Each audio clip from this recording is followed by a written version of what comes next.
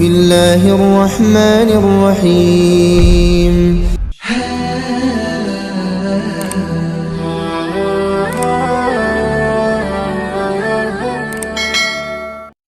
Assalamualaikum warahmatullahi wabarakatuh.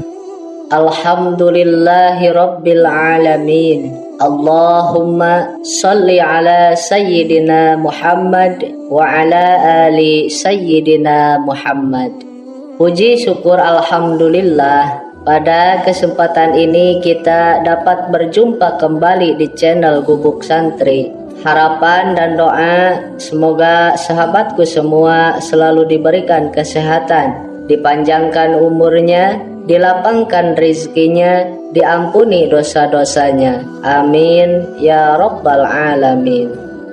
Sholawat beserta salam semoga senantiasa tetap tercurah limpahkan kepada baginda Nabi kita, yakni Nabi besar Muhammad sallallahu alaihi wasallam. Allahumma sholli ala sayyidina Muhammad wa ala ali sayyidina Muhammad.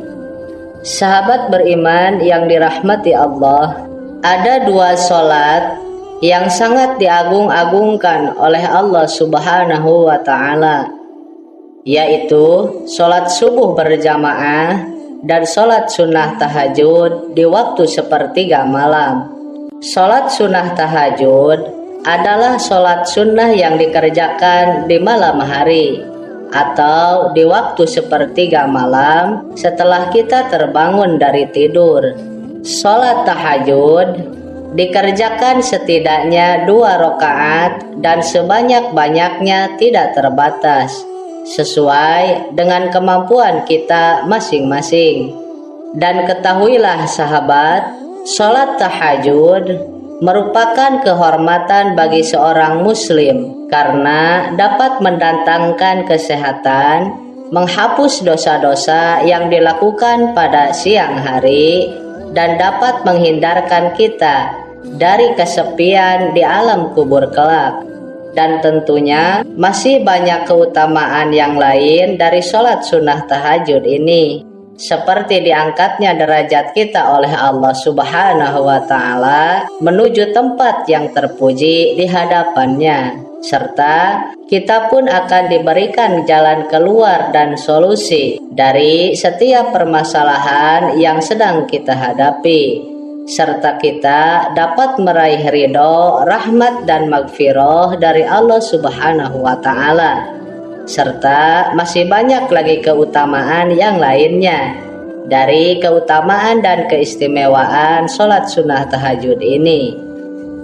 Dan Rasulullah Shallallahu Alaihi Wasallam pernah bersabda, sholat tahajud adalah sarana untuk mendapatkan keridhaan dari Allah Subhanahu wa ta'ala, kecintaan para malaikat, sunnah para nabi, cahayanya pengetahuan, dan pokok keimanan, serta selalu mendapatkan rezeki yang sangat luas dan terkabulnya doa-doa.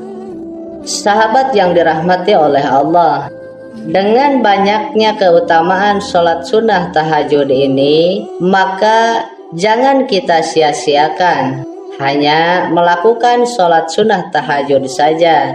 Alangkah lebih baik dan sangat dianjurkan setelah kita selesai melaksanakan sholat tahajud, kita lanjutkan dengan berdoa, berzikir kepada Allah Subhanahu wa ta'ala sesuai dengan maksud kita masing-masing. Dan berikut ini sahabat, zikir dan doa yang jangan kita lewatkan untuk kita baca setelah sholat sunnah tahajud, karena zikir ini yang selalu dibaca ketika Rasulullah Shallallahu Alaihi Wasallam ketika beliau selesai melaksanakan sholat sunnah tahajud. Sahabat yang dirahmati oleh Allah, yang pertama membaca istighfar 3 kali. Astaghfirullahalazim alladzi la ilaha illa huwal hayyul qayyum wa atubu ilaih. Astaghfirullahalazim Alladzi la ilaha illa huwal hayyul qayyum wa atubu ilaih. Astaghfirullahal azim.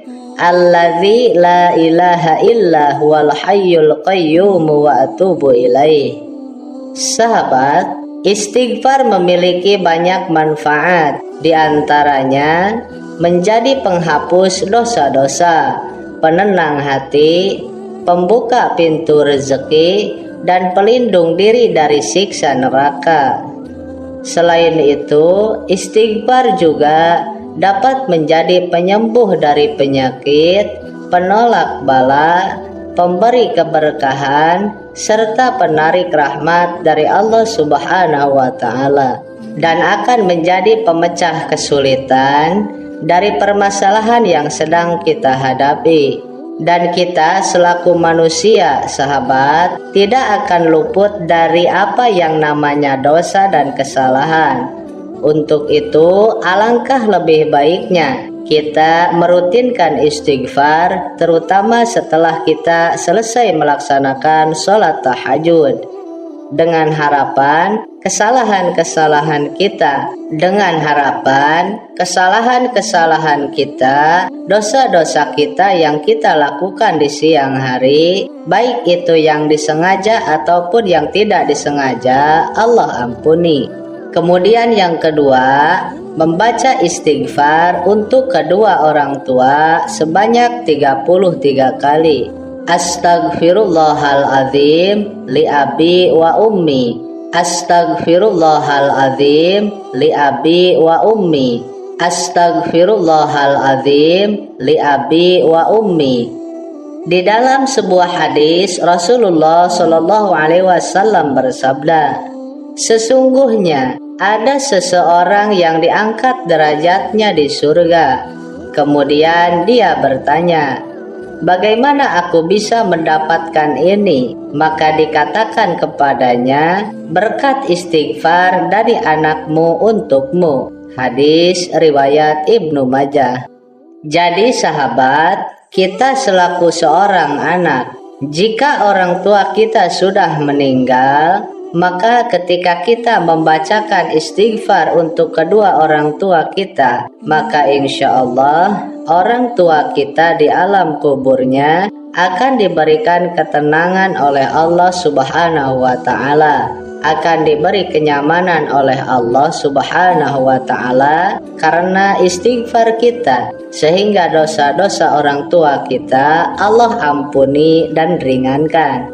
Kemudian apabila orang tua kita masih hidup, ketika kita seorang anak beristighfar untuk kedua orang tua kita, maka orang tua kita, dosa-dosa yang dilakukan oleh orang tua kita di kesehariannya, baik itu yang disengaja ataupun yang tidak disengaja, insya Allah akan Allah ampuni berkat istighfar kita seorang anak untuk kedua orang tuanya. Kemudian yang ketiga, membaca surah Al-Ikhlas sebanyak 3 kali. Bismillahirrahmanirrahim. Qul huwallahu ahad, Allahus somad, lam yalid wa lam yulad, wa lam yakul lahu kufuwan ahad. Sahabat, meskipun surah Al-Ikhlas ini tergolong surah yang pendek karena hanya terdiri dari 4 ayat saja, akan tetapi surah Al-Ikhlas ini memiliki kedudukan yang tinggi dibandingkan dengan surah-surah lainnya. Bahkan kedudukannya disamakan dengan sepertiganya Al-Quran. Jadi apabila kita membaca surah Al-Ikhlas ini sebanyak 3 kali, maka insya Allah kita seolah-olah dinilai telah menghatamkan 1 tamatan Al-Quran. Dari Ibnu Abbas bin Malik radhiyallahu ta'ala anhu, bahwa Rasulullah Shallallahu Alaihi Wasallam telah bersabda, barang siapa membaca surah Al-Ikhlas sebanyak 1 kali, maka seolah-olah ia telah membaca sepertiga Al-Quran. Dan barang siapa membaca surah Al-Ikhlas 2 kali, maka seolah-olah ia telah membaca 2/3 Al-Quran. Dan barang siapa membaca 3 kali, maka seolah-olah ia telah membaca seluruh Al-Quran. Barang siapa membacanya sebanyak 11 kali, maka Allah membangunkan untuknya rumah di surga yang terbuat dari intan merah. Kemudian yang keempat, membaca sholawat 100 kali. Sahabat, untuk 8 sholawatnya itu bebas sesuai apa yang kita ketahui.